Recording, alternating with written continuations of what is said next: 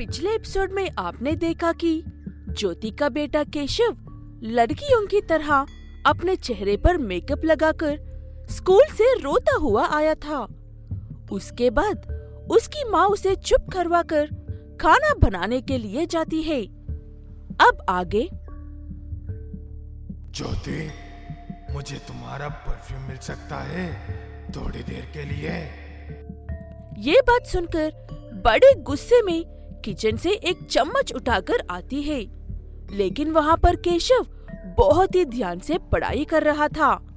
वो देखकर ज्योति को फिर से क्या करना चाहिए कुछ भी समझ में नहीं आता है।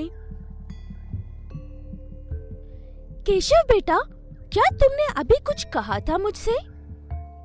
मैं पढ़ाई कर रहा हूँ माँ, अब जाओ यहाँ से। ज्योति चुपचाप केशव के कमरे से चली जाती है और उसे स्वादिष्ट स्नैक्स बनाकर देती है और केशव से मैं बाजार में जा रही हूँ कहकर अपने कमरे में जाकर परफ्यूम ढूंढती है, लेकिन वो उसे कहीं नहीं मिलती है। अब मैं इससे परफ्यूम के बारे में पूछूं या नहीं? रहने देती हूँ। शाम को इसके पिता आने के बाद उन्हीं से बात करके देखती हूँ।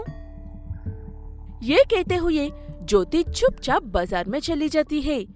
उसके जाने के बाद केशव अपने सारी किताबें कोने में फेंककर गांव में मनोज मिस्त्री के पास जाता है और उसकी खूब पिटाई करके लाकर उसके कमरे के अटारी पर बांध कर रखता है और उसकी माँ घर लौटने से पहले अपनी किताबें खोलकर बैठ जाता है। शाम को डॉक्टर और उसकी पत्नी एक साथ मिलकर घर आते हैं और आते ही पहले अपने बेटे को देखते हैं। वो तो एक अच्छे बच्चे की तरह पढ़ाई कर रहा है। लगता है तुम कुछ ज्यादा ही सोच रही हो।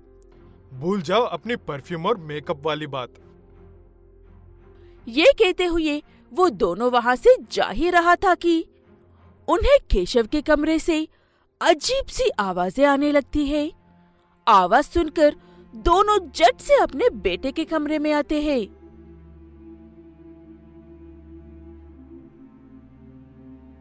ये आवाजें कहाँ से आ रही है बेटा? तुम ठीक तो हो ना? यहाँ पर कोई आवाज नहीं आ रही है माँ। अब दोनों मुझे परेशान मत करो, मुझे पढ़ना है। ये बात सुनकर डॉक्टर अपनी पत्नी को लेकर कमरे के बाहर जाता है और तुरंत उस घर के मालिक की बुलवाकर पूछता है कि इस घर में अजीब सी आवाजें कहाँ से आ रही है। तब उस घर का मालिक श्याम पूरे घर की और उस कमरे की अच्छे से जानबीन करता। तब उसे केशव के कमरे में जो अटारी है उस पर रस्सियों से बांधा हुआ मनोज नजर आता है। उसे नीचे उतारकर, मनोज मिस्त्री, तुम यहाँ पर क्या कर रहे थे और तुम्हें ऐसे बांधकर अटारे पर किसने बिठा दिया है? उस छोटे से लड़के ने ही किया है सब मेरे साथ। वो एक भूत है। ये कहते हुए मनोज मिस्त्री डर कर चिल्लाते हुए वहाँ से भाग जाता है। उसके जाने के बाद घर का मालिक श्याम, डॉक्टर साहब और ज्योति एक दूसरे के चेहरे देखते हुए खड़े हो जाते हैं। अब मुझे तुम दोनों से जवाब कौन देने वाला है?